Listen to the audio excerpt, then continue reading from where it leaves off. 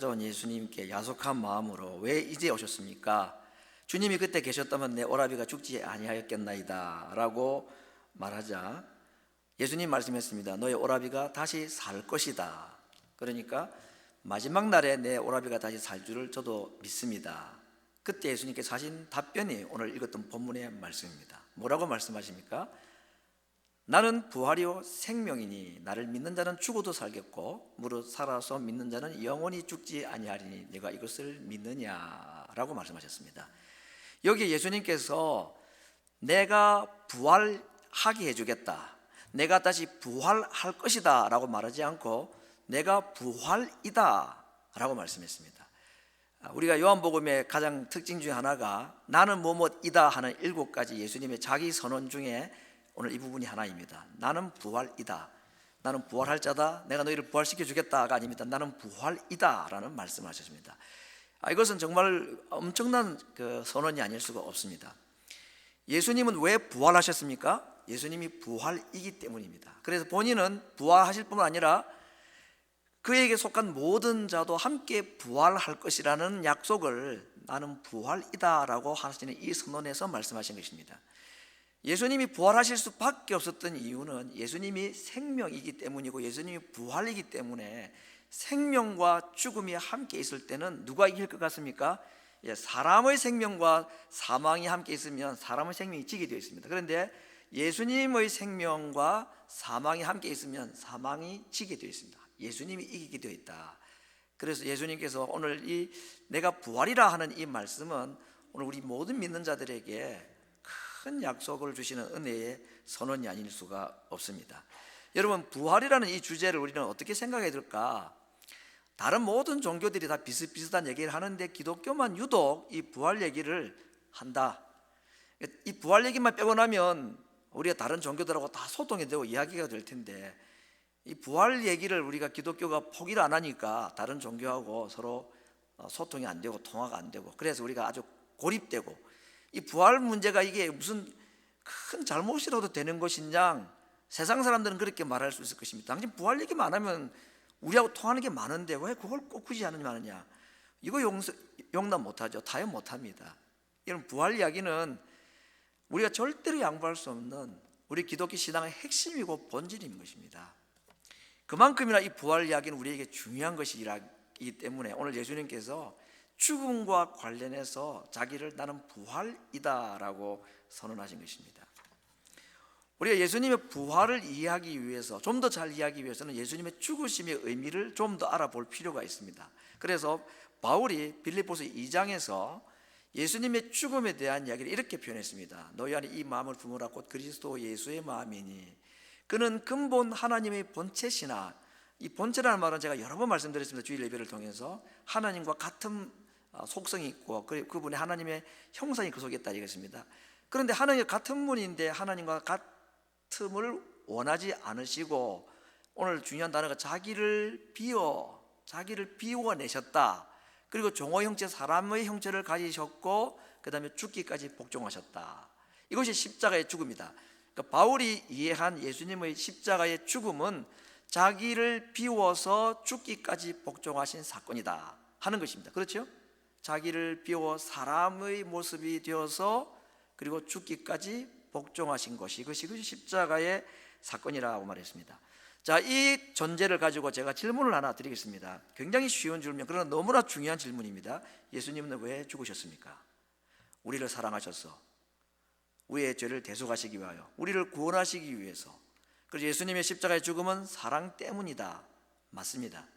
그런데 오늘 빌립보서 2장에 있는 바울의 말을 생각해 보면 예수님이 죽으신 것은 이 이유가 전부가 아니다는 것입니다. 동전의 양면이 있는 것과 같이 예수님의 죽으심은 우리를 향한 사랑의 표현인 동시에 하나님을 향하여서는 무슨 표현이냐? 절대 순종의 표현이었다 하는 것입니다. 어디까지? 죽기까지 복종하신 것이 십자가라 그랬습니다. 예수님께서 이런 말씀하셨습니다. 너희는 먼저 그의 나라와 그의 의를 구하라. 너희는 먼저, 다른 것도 중요한데 이것이 더 중요하다, 이것이 더 우선이다, 이것이 더 먼저다 할 때 이건 먼저라는 사실을 썼습니다. 예수님의 십자가는 우리를 향한 사랑과 하나님을 향한 절대 순종, 이 두 가지가 동시에 있다고 그랬습니다. 그렇죠? 어느 것이 먼저일까요? 우리를 향한 하나님, 예수님의 절대적인 사랑과 하나님에게 대한 절대적인 순종이라는 이 두 양면이 다 있는 것이 십자가의 죽음이라고 했는데, 어느 것이 더 우선이고 먼저일까? 하나님을 향한 절대적인 순종이 먼저였다는 것입니다. 이것을 우리가 이해하지 못하면, 이걸 우리가 깨닫지 못하면 우리를 향한 사랑의 의미를 제대로 못 깨닫는다는 것입니다. 그래서 하나님께서 우리에게 절대적인 사랑, 이게 예수님이 십자가를 통해서 우리에게 주신 구원의 은혜지요. 이 절대적인 사랑이 우리에게 시행이 되기 위해서는 먼저 전제 조건이 있다는 것입니다. 선결 조건, 그게 무엇일까요? 하나님을 향한 절대적인 순종이 먼저 있어야 된다 하는 것입니다. 그 절대적인 순종이라는 것은 죽음으로 표현하는 것이다 그랬습니다. 그래서 오늘 젤미된 이런 도식이 만들어질 수가 있다는 것입니다. 절대 순종을 통한 하나님의 절대 주권의 확립, 그래서 우리에게 절대적인 사랑이 내려오는 것. 여기에 순종, 주권, 사랑이라는 말 앞에 절대라는 단어를 넣었습니다. 이 절대라는 말을 절대 잊어서는 안 됩니다. 왜냐하면 사람들이 순종하고 사람들 사랑도 있고 사람이 하나님의 주권을 인정하는 게 있는데, 절대 사랑과 절대 주권과 절대 순종은 이 땅에 있는 사람이 아무도 할 수 없고, 오로지 이것을 하실 수 있는 분은 예수님밖에 없기 때문에 이 절대라는 단어를 우리가 뺄 수가 없다는 것입니다. 이 이야기를 통해서 우리가 알 수 있는 예수님의 십자가의 두 가지 측면, 하나는 우리를 향한 사랑, 하나는 하나님을 향한 순종. 그것보다 그 중에 더 중요한 것은 하나님을 향한 절대적인 순종을 통해서 하나님이 무엇을 세우는 것이었습니까? 하나님의 절대적인 주권, 하나님의 권위를 세워드렸을 때에, 그때 비로소 하나님께서 우리에게 그를 믿는 자는 누구든지 어떠한 죄를 지었든지 용서해 줄 수 있는 이 절대 사랑이 우리에게 시행될 수가 있었다는 것입니다. 그러므로 예수님께서 죽으신 이유를 오늘 이 주제를 가지고 본다 그러면, 그냥 우리를 사랑하는 마음씨 좋은 너그러운 분이어서 죽으신 것이 아니고, 위로 계신 하나님 아버지의 절대적인 권위 앞에 인생들이 순종하지 못한 것을 대신 순종함으로 말미암아 하나님의 공의의 성품을 충족시켜 드리고, 그래서 그분의 권위를 세워드림으로 말미암아 하나님께서 그 예수님의 순종을 보시고 우리에게 사랑을 베풀어 주시도록 하신 것, 이것이 예수님의 십자가요, 그 순종에 대한 결과로 주신 것이 부활 사건이다 라고 말할 수가 있는 것입니다. 그러니까 이 하나님과 사람 사이에서 예수님이 십자가에 딱 달려서 하나님을 향한 절대 순종과 그것이 이루어졌기 때문에 우리에게 주시는 하나님의 절대 사랑을 동시에 한 번에 해결하신 사건이 십자가 사건입니다. 그래서 위대하다고 말하는 겁니다. 이제 오늘 주제가 되는 부활에 대한 얘기를 조금 더 해보겠습니다. 여러분, 온 세상을 통틀어서 우리가 가장 하나님과 관련돼서 가장 중요한 단어가 하나 있다 그러면 오늘 여기서 우리가 강조하는 절대 주권이라는 단어입니다. 우리가 절대 주권 많이 들어봤는데 이게 참 이해하기가 어렵기도 하고, 어떨 때는 좀 이거 너무 하나님께서 막 일방적이지 않는가, 뭐 혼자 다 막 결정하시고 그게 안 맞으면 다 그냥 벌하시고 이게 좀 그렇다 생각이 들 수 있는데, 이게 어쩔 수가 없습니다. 우리가 하나님의 절대 주권이라는 얘기를 조금이라도 우리가 약화시킬 수가 없는 것은, 이 하나님의 절대 주권이 오늘 제가 살펴볼 내용을 이제 말씀을 드린다면 이게 얼마나 중요하고 심각한가 하는 것 때문에 이걸 우리가 조금 힘들고 무거운 주제라도 이걸 피해갈 수가 없다 하는 것입니다. 제가 이 하나님의 절대 주권에 순종하지 않아서 생기는 결과에 대한 성경적 예들을 제가 몇 가지를 소개를 하겠습니다. 첫 번째는 에덴 동산에서입니다. 사실은 그 이전에 사탄이 된 이 천사 루시퍼의 타락 이야기입니다. 천사장이 하나님을 대적했습니다. 하나님의 절대 주권을 인정하지 않고, 그래서 마귀가 되죠. 사탄이 되었습니다. 그래서 인간들을 이 사탄이 유혹하기 시작합니다. 하나님의 절대 주권에 순종하지 말 것을, 너도 하나님이 될 수 있다 하고 선악과를 따먹게 했습니다. 그래서 그 결과로 아담 하와 때부터 인류의 최초의 시조로부터 하나님의 절대 주권에 도전하는 죄가 생겨나기 시작했습니다. 그 결과는 죽음이었죠. 노아 시대에 와서는 하나님께서 이 노아 시대의 모든 인류들이 하나님께 얼마나 범죄를 하고 특별히 하나님의 주권에 대한 도전을 했는지 성경에서 그렇게 말씀했습니다. 하나님께서 사람 지으신 것을 한탄하고 근심하셨다고 말합니다. 더 놀라운 것은 사람 때문에 한탄하신 정도가 아니고 땅의 육축과 땅의 기는 것과 공중의 새를 지으신 것도 한탄한다 그랬습니다. 하나님께서 보시기에 그렇게 좋았다라고 말씀하신 인간과 그 인간들과 함께 살아갈 하나님께서 주신 그 모든 자연세계 짐승들도 하나님의 염려와 근심과 한탄의 대상이 되어버려서 하나님께서 하나님을 거역하고 절대 주권에 도전하는 인간들을 향하여 가지신 마지막 결론은 땅에서 다 홍수로 쓸어버리시겠다고 해서 단 8명을 제외하고 모든 사람과 짐승도 암수 한 쌍씩 남겨놓고 다 멸해버리신 사건입니다. 왜 그랬습니까? 하나님의 절대 주권을 인정하지 않고 도전했기 때문이었습니다. 제가 어제까지 인터넷으로 조사를 해보니까 이번은 코로나 팬데믹으로 인해서 전 세계적으로 죽은 사람의 수가 지금 300만에 거의 가까웠습니다. 미국만 57만 명이라 그래요. 많이 죽었죠. 그런데 노아 시대는 그것부터 했습니다. 8명을 제외하고, 물론 그때는 뭐 몇 억이 되고 이러지는 않았겠지만 8명을 제외하고는 다 죽였습니다. 이유가 뭐라 그랬습니까? 오늘 중요한 단어입니다. 하나님의 절대 주권에 도전했기 때문에, 순종하지 않았기 때문이라고 했습니다. 여러분, 이쯤 되면 노아 홍수를 지낸 이후에 인생들이 다시 번성해 나갈 때에 잊을 수 있는 사건이 아니잖아요. 하나님께 정말 정신을 차리고 돌아와야 되겠죠. 6장에서 시작된 이 노아 홍수 사건이 11장에 가면 바벨탑 사건으로 또 한 번 하나님을 인류가 대적하는 사건이 일어나게 됩니다. 우리가 함께 모여서 이제는 하나님 없이 살아보자 하는 것이 바벨탑 사건의 핵심 내용입니다. 그래서 하나님께서 이번에는 언어를 혼잡게 해서 그들이 서로 하나가 되지 못하겠다 그랬습니다. 말이 안 통해서 서로 헤어지게 만들어서 하나님께서 바벨탑을 무너뜨리시고 인류들을 다 흩어버리셨습니다. 이건 역시도 무엇 때문이냐? 하나님의 절대 주권에 대한 도전 때문이라고 성경은 말씀을 하고 있습니다. 하나님께서 이제 어떻게 하면 이 인류가 하나님을 인정하고 하나님의 권위 앞에 도전하지 않을까 생각하시다가 아브라함이라는 한 사람을 불러내어서 그로 인하여서 한 민족을 이루시고 그들에게 하나님의 법, 율법이라는 걸 주셔가지고 이것을 지킴으로 말미암아 하나님의 백성들이 하나님으로부터 복을 받고 더 이상 하나님의 대적이 아니라 하나님의 통치 아래에서 하나님의 복을 누리는 것을 그들도 경험하고 또 세상 사람들이 보게 하여서 세상 사람들이 그 민족을 통해서 하나님을 찾게 하기 위해서 하나님 모델로 세우셨습니다. 그런데 사람이 에덴 동산에서부터 타락을 했는데 하나님 백성으로 부름받았다고 그들이 하나님 앞에 절대적인 순종을 잘 할 수 있었겠습니까? 그러지가 않습니다.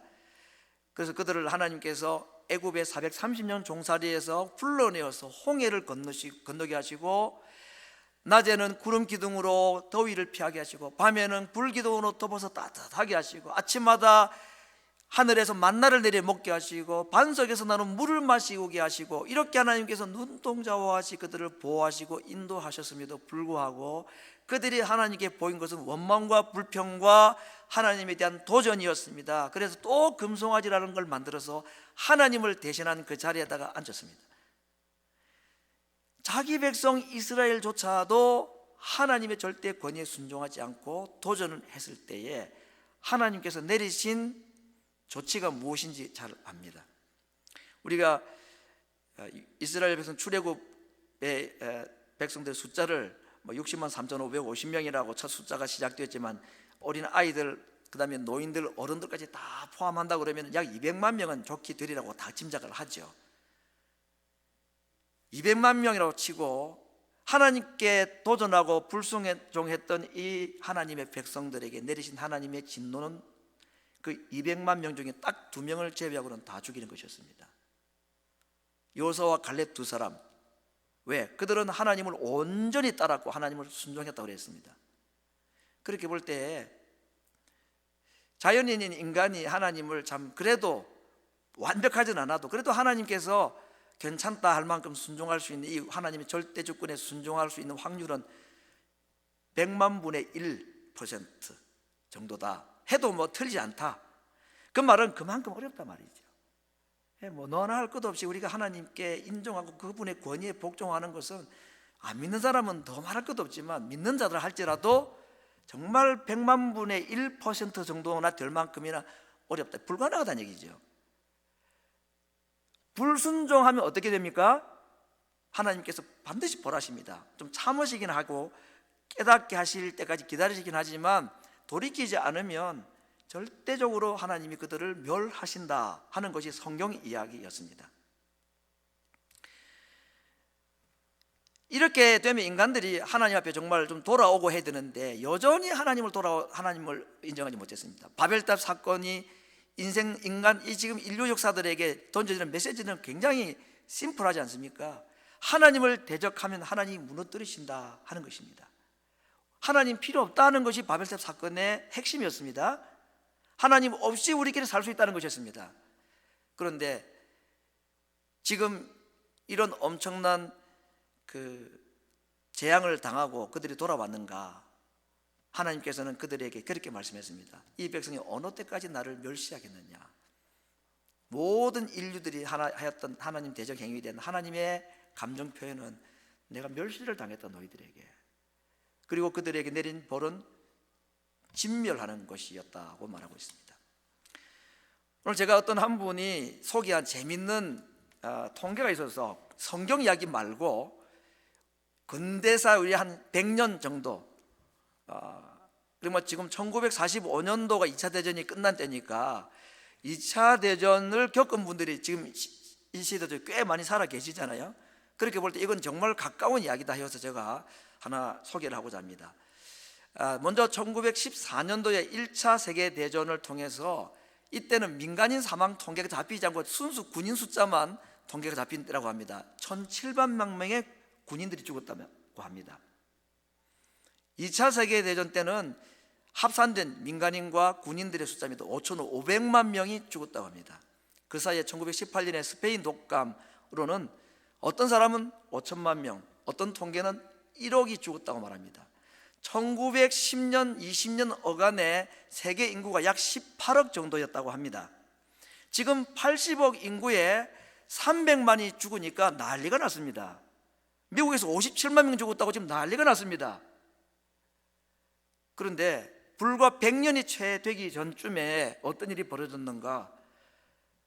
18억 인구 중에 1억 5천에서 1억 7천 명이 죽은 사건이 불과 얼마 전에 있었다 하는 것입니다. 여기까지는 뭐 세계적인 그 숫자 통계니까 우리가 다 아는데, 제가 이 통계를 인용하는 이유는 그 앞에 있는 니체 이야기 때문입니다. 우리가 뭐 잘 모르는 사람이지만 니체가 신은 죽었다고 했다고 그러잖아요. 물론 니체가 신이 죽었다고 하는 이 말은 오늘 우리가 생각하는 그런 얘기는 아닙니다. 하도 인간들이 죄를 짓고 이러니까 살아있으면, 신이 있으면 이런 죄가 있을 수 있느냐 하고 낙담하고 이렇게, 그래서 이제 허무주의로 그가 이제 빠지게 된 계기가 되는데, 그의 아버지가 목사님임에도 불구하고 자기 아버지를 봐도 하나님 살아계신 것 같지 않으니까 신은 죽었다고 얘기를 했습니다. 근데 그 선언 이후에 불과 60년 내지 70년 사이에 지구에 1억 7천만 명 정도가 죽었다고 소개를 하고 있습니다. 이게 니체 얘기가 무슨 상관이 있나 없나 라고 말한다면은 그건 해석의 문제니까 이건 사실입니다. 이게 팩트죠 다들. 제가 왜 이 얘기를 하느냐면, 오늘 코로나를 하나님의 진노냐 아니냐, 심판이냐 아니냐 하는 논란이 많습니다. 아니라고 말하기도 그렇고 이다라고 말하기도 그렇고. 그런데 오늘 이 이야기와 함께 생각해 볼 때에 한 번쯤은 돌아볼 필요가 있다. 이 정도까지 되었는데도 최근에 살아있는, 지금 현존하고 있는 그 학자들이라고 할까, 뭐 철학자들이 이 두 가지 이야기를 했습니다. 하나는 신은 죽었다. 또 한 사람은 역사학자인데 우리가 신이 될 수 있다. 이 얘기를 한 지가 10년이 채 안 됐을 겁니다. 그냥 그렇다는 얘기입니다. 뭐 그래서 어떠냐 하고 아니라 이 통계가 우리에게 던져지는 어떤 메시지가 있지 않나 하는 생각에서 제가 해보는 것입니다.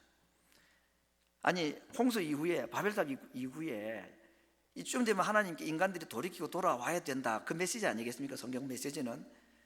오늘 불과 100년 전, 많이 한 70 얼마 전에 있었던 이 인류의 정말 10분의 1이 죽어 나갔던 이 엄청난 대재난들, 특별히 하나님께서 이런 일들을 통해서 하나님의 주권에 대한 도전을 하나님께서 이런 방법으로 혹시 하셨다면, 구약 성경은 뭐 확실한 사건이죠. 그건 해석이 필요가 없는 거 아닙니까? 바벨탑 이후라든지 홍수, 다 하나님의 절대 주권에 있는 도전론에 대한 하나님의 심판 맞죠? 그것도 뭐 해석이 필요합니까? 뭐가 해석이 필요합니까? 그건 사실이죠. 요 얘기는 혹시라도 뭐 해석이 필요하다니까 뭐 생각하는 마다 다를 수 있습니다. 이쯤 되면 인류가 하나님께 돌이켜야 되는데, 과거 역사를 봐도 그렇고 성경 역사를 봐도 뭐 그렇게 별 기미가 안 보인다는 겁니다. 정말 인간이 떨어질 때까지 떨어질 것이다, 그런 생각이 듭니다. 하나님께 인간들이 회개하고 돌아올 일은 별로 없을 것이다 라고 생각해 봅니다. 이유는 두 가지입니다. 인간이 워낙 악하기 때문이고, 두 번째는 사탄이 워낙 강하기 때문입니다. 그런 점에서 볼 때에 오늘 출애굽기 10장 7절에 있는 바로의 신하들이 10가지 재앙으로 망해가는 애굽을 보고 바로 왕에게 한 얘기를 한번 생각해 볼 필요가 있겠습니다. 왕이여, 저 사람들 그냥 내보내서 자기가 믿는 하나님 섬기게 하십시오. 왕은 아직도 애굽이 망한 줄을 알지 못하시나이까. 차마 할 수 없는 이야기입니다. 감히 왕에게, 왕이 다스리는 나라가 망했다는 말할 수 있는 것은 목숨을 내놔야 되지 않겠습니까? 그러나 이것이 당시 애굽의 상황이었습니다. 오늘 저 표현은 2차 대전을 전후로 해가서 일어났던 인간들에게도 해당될 수 있는 말이고, 1년 이상 코로나 팬데믹으로 엄청난 재난과 고통과 사람이 죽어나는 이 순간에도 우리가 한 번쯤은 돌이켜봐야 될 말씀이 아닌가 해서 그냥 뭐 그렇습니다 라고 하는 말보다도 한번 돌아볼 표현으로 제가 한번 인용을 해 본 것입니다. 하나님께서는 이스라엘 백성들을 불러내어서 이렇게 참 홍해를 건너게 하시고 만나로 먹이시고 물을 먹이시고 이렇게 눈동자같이 보호를 하셨는데도 불구하고 그들이 하나님을 떠났을 때에 민수기 14장 11절에서는 하나님께서는 참 내가 서운하다, 나를 멸시한다 라고 말씀하시면서 민수기 14장 12절 말씀에서 뭐라고 했는지를 제가 읽어보겠습니다. 내가 전염병으로 그들을 쳐서 멸하겠다. 이게 옛날에 읽어봤는데 생각 없이 읽었습니다. 실제로 일어나지도 않았기 때문에 모세의 기도로 말미암아 전염병으로 다 죽이는 거 안 일어났습니다. 그렇죠? 조금 뭐 일부가 죽긴 했습니다만은. 그런데 지금 이제 2020년, 21년에 딱 이 구절을 보니까 이게 예사롭게 안 들리는 거예요. 이게. 이건 그냥 해석은 여러분에게 맡기는 겁니다. 이거 정말 이 전염병이 하나님께서 내린 벌이다라고 말하는 사람도 있지만 그렇게 말하는 건 뭐 조심스럽습니다. 확실한 것은 하나님의 절대 주권에 도전할 때 하나님께서는 홍수로, 바벨탑 사건으로, 그리고 전염병으로 벌하시더라는 것입니다. 어떨 때는 온 인류 전체를 멸하게 하시는 사건도 하나님이 감행을 하시더라 하는 것을 말씀을 드리는 것입니다. 이쯤 되면 하나님께 돌아와야 되는데 인간들은 그러지 않습니다. 지금은 또 다른 바벨탑을 쌓기 시작했습니다. 포스트 모더니즘이라는 걸 가지고 신의 존재를 부정하고 인간이 주체가 되고 우리가 얼마든지 인간이 이 땅을 살아갈 수 있다라고 생각하는 이 일이 앞으로 어떻게 벌어질지는 한번 생각을 해봐야 되겠다는 생각도 들어집니다. 하나님께서 이제 우리 인간들에게 절대 주권에 순종하는가 순종하지 않는가를 굉장히 중요하게 보신다. 지금 그렇게 말씀을 요약하겠습니다. 그렇죠? 구약에 있던 모든 사건이 있는데 저런 사건이 이것 다 하나님의 절대 주권에 대해서 순종하느냐 순종하지 않느냐에 대한 결과들이다. 이렇게 이제 감히 좀 결론을 내리고 다음 메시지를 드리고자 합니다. 그렇다면 오늘 이 시대에 하나님께서 우리 인생들이 믿는 자나 믿지 않는 자나 하나님의 절대 주권에 순종하는지 순종하지 않는지를 무엇으로 판단하시느냐? 말씀으로 판단하신다 하는 것입니다. 하나님께서 하신 모든 성경 말씀들을 크게 세 가지로 구분할 수 있습니다. 첫 번째는 하나님의 약속입니다. 하박국 2장 3절, 이 묵시는 정한 때가 있나니 그 종말이 속히 이르겠고 결코 거짓되지 아니하리라. 비록 더딜지라도 기다리라. 지체되지 않고 정령 응하리라. 여러분, 이게 무슨 말인가요? 하나님께서 기록하신 모든 말씀들은 반드시 이루어질 일이다. 혹시 더디어 이루어지는 것처럼 보이고 지체가 되는 것 같아서 이거 안 일어나는 거 아닌가라는 생각이 들지 모르겠지만 기다려라. 반드시 응한다고 했습니다. 그래서 하나님께서 이런 약속을 주시는 것입니다. 그 약속을 받은 하나님의 백성들은, 이 인류들은 어떻게 반응해야 되느냐? 2장 4절에서 말씀합니다. 그러므로 오직 의인은 믿음으로 말미암아 살 것이다. 그 약속을 믿어야 산다라고 말한 것입니다.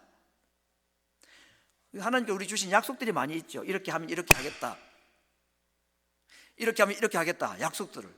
그건 뭐 우리에게 좀 안 믿고 못 믿고 더디 응답되니까 내가 포기하고 하는 것은 우리가 반응할 수 있는 것이지만 그 약속은 반드시 이루어지기 때문에 이 첫 번째 하나님의 약속의 카테고리는 오히려 우리가 하나님의 말씀을 순종하는데 도움이 되고 나쁘지 않습니다. 욥도 그래서 기다려야 되는 거죠. 그 엄청난 재난을 당하고 고통을 당하면서도 하나님이 나를 단련하시고 난 후에는 나를 정금과 같이 하실 것이라는 그 약속에 대한 믿음을 가지고 견뎌낼 수 있었던 것입니다. 그런데 두 번째는 정말 어렵습니다. 두 번째는 약속이 없는 명령입니다. 하나님께서 아브라함에게 내 독자 이삭을 내게 번제로 바치라. 그리하면 내가 엄청나게, 내가 이전에 약속했던 것도 2배로 줄게. 약속 없습니다. 밑도 끝도 없습니다. 그리고 도무지 이해가 안 되는 겁니다. 그냥 뭐 아들 하나 바치라는 것도 아니고 하나님께서 약속으로 주신 아들인데 이 아들을 통해서 뭐 큰 민족을 이룬다면서요. 그런데 이 아이들을 죽이라? 도무지 이해가 되지 않습니다. 약속도 없고 딱 명령만 있습니다. 그런데 아브라함은 순종을 했습니다. 그런 점에서 아브라함을 정말 하나님의 절대 주권을 인정하는 시험, 하나님께서는 그 시험을 하실 때에 그 명령하실 때에 아브라함을 시험하여서 이 명령을 했다 그랬습니다. 독자 이삭을 바치라고 하는 그 명령은 아브라함을 시험하고 테스트하기 위함이라고 했습니다. 무슨 테스트를 하기를 원하셨을까요? 오늘 있는 주제로 말하면 하나님의 절대 주권에 대해서 순종하는가 아니한가를 보기를 원하셨던 것입니다. 다행히 아브라함은 순종해서 통과했습니다. 세 번째는 더 어려운 것입니다. 침묵하시는 말씀이 없습니다. 아드락 메삭 아벤노고 세 사람이 왕의 명령에 불순종할 때에 풀무불에 집어넣겠다고 할 때에 했던 말입니다. 우리는 하나님께서 풀무불 가운데서도 건져 주실 줄로 믿습니다. 그런데 혹시 그렇게 아니하신다 할지라도 우리는 왕의 명령에 순종할 수가 없습니다. 그래서 그들은 믿음을 가지고 왕의 명령에 순종하지 않고 풀무불 속에 들어갈 때까지 하나님은 침묵하셨습니다. 말씀하지 않았습니다. 그때 만약에 풀무불 속에 들어가도 내가 도와줄 테니까 걱정하지 말고 가, 그렇게 했으면 얼마나 좋았겠습니까? 말씀 안 했어요. 예수님이 하나님을 향하여서 그렇게 부르짖어도 왜 나를 버리십니까? 라고 해도 하나님은 침묵하셨습니다. 약속의 말씀이나 그냥 명령보다도 이 말씀하지 아니하는 말씀, 이 침묵의 말씀은 정말 하나님의 절대 주권을 우리가 인정하는가 인정하지 않는가의 마지막 테스트 과문일 수 있습니다. 예수님이 그 테스트에 패스를 하신 겁니다. 어디까지 예수님이 순종을 하십니까? 침묵하신 하나님 앞에 자기 목숨을 내어놓는 것까지 순종을 하셨습니다. 내 뜻이 아니고 아버지의 원대로 되기를 원합니다 라고. 그 예수님의 절대 순종의 결과가 무엇인가? 부활이었습니다.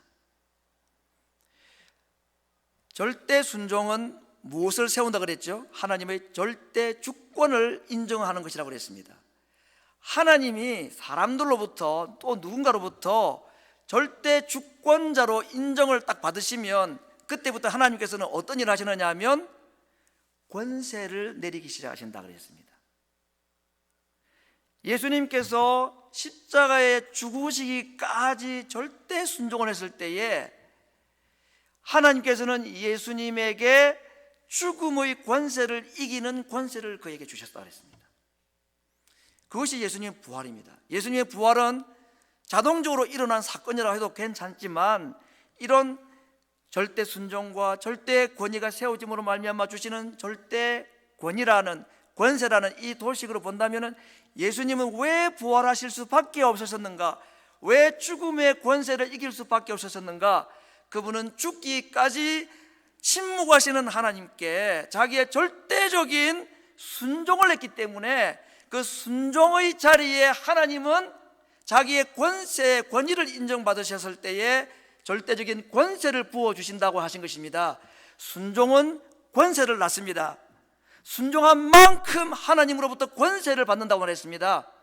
하나님의 자녀가 되는 권세도 거기서 오는 것이고, 불 가운데 지나도 물 가운데 지나도 우리를 사르지 못하게 하는 하나님의 보호하심의 절대적인 하나님의 능력의 보호를 받는 권세도 그들에게 주신다고 말씀하신 것입니다.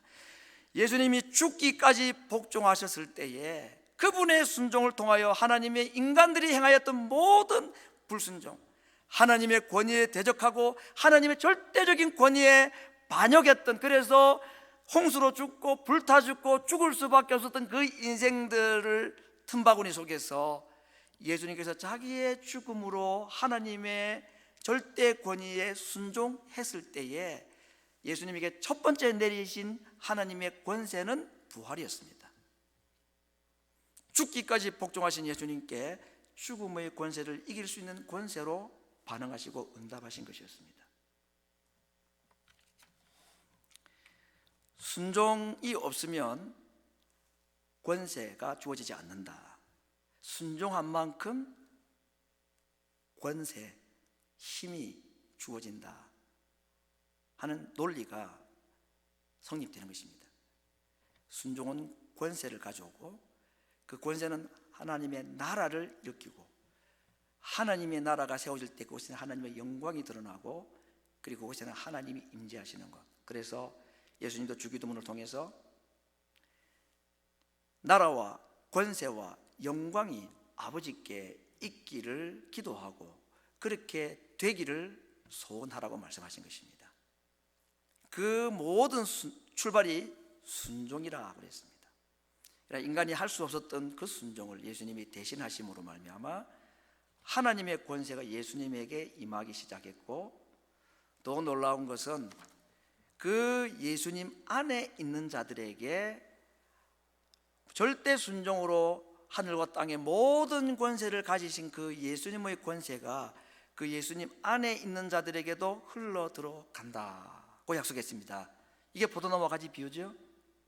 지난주에 제가 말씀드린 합토마이, 그 여인이 예수님이 옷에 손을 딱 떼었을 때에 그 예수님 속에 있는 충만하신 권세가 그 여인의 믿음의 터치를 통해서 그 여인에게 흘러 들어가서 낫게 했다 그랬습니다. 예수님은 분명히 말씀했습니다. 내 능력이 나갔다고 했습니다. 예수님께서 자신의 절대적인 순종으로 말미암아 하나님께로부터 받은 모든 하늘과 땅의 그 권세가 예수님에게만 머물러 있는 것이 아니라 그것이 충만하기 때문에 그 예수님 안에 있는 자, 그분과 하나가 되어 그분에게 손을 대는 자들에게도 그 예수님 안에 있는 충만한 권세가 흘러 들어가서 우리도 예수님과 같은 권세와 능력을 가지고 살아갈 수 있다고 주님이 약속을 하셨습니다. 그래서 바울은 그것 때문에 하나님 앞에 정말 간절히 기도한 내용이 에베소서 1장에 있는 말씀이 있습니다. 에베소서 1장 17절에서 22절에 있는 긴 말씀인데, 제가 정말 다 내용들을 다 소개를 하기 위해서 길게 썼습니다. 한번 보겠습니다. 우리 주 예수 그리스도의 하나님 영광의 아버지께서 지혜와 계시의 정신을 너희에게 주사 하나님을 알게 하시고 너희 마음 눈을 밝히사, 첫 번째 그의 부르심의 소망, 이 과거 이야기죠. 이미 우리를 예전에 불러주셨습니다. 부르신 그 소망이 무엇인지, 성도 안에 있는 미래의 기업 천국의 영광이 얼마나 풍성한지를 알게 하시고, 그 다음에 있는 말씀입니다. 현재 이 땅을 살아가는 하나님 백성들에게 힘의 강력으로 역사하심을 따라 믿는 우리에게 베푸시는 능력의 지극히 크심이 어떠한 것을 저희들로 알게 하여 주옵소서. 그 능력이라는 것이 예수님 안에 들어가 역사할 때에 죽은 자 가운데서 그 예수님을 다시 살리시고 하늘 위에 높이 올리시고 세상의 모든 정사와 권세가 하늘에 있는 자들이냐 하늘 아래에 있는 자들이냐 땅에 있는 자들이냐 모두가 그 예수님의 발 앞에 복종할 수밖에 없게 하셨던 그 예수님의 권세가 오늘도 믿는 자들에게 역사하고 그 능력이 우리에게도 나타난다는 사실을 우리의 마음의 눈을 밝혀서 보게 하시고 믿게 하여 주시옵소서. 이게 바울의 기도였습니다. 감옥 속에서 에베소를 교회를 향한 간절한 기도가 이것이었습니다. 우리가 부활절 지난 두 번째 주일을 맞이합니다. 부활절은 그냥 한번 지나간 사건으로 다른 종교는 언급하지 않는데 우리끼리만 한번 1년에 한번 모여서 예배 한번 드리고 헌금 한번 하고 또 함께 식사하고 그렇게 축하하기 이래는 이 부활 사건은 너무 큰 사건이라는 것입니다. 그리고 부활의 사건이 주는 혜택이라는 것은 적어도 바울이 이해한 바로만 해도 바울이 적어도 다 100% 이해 못했겠죠. 부활이 주는 혜택이라는 것, 예수님의 절대 순종으로 말미암아 주신 예수님께서 주신 권세와 그 예수님의 권세가 우리에게 전해지는 이것이 얼마나 큰지를 그가 깨달은 것만 가지고도 한 것만 해도 저 정도입니다.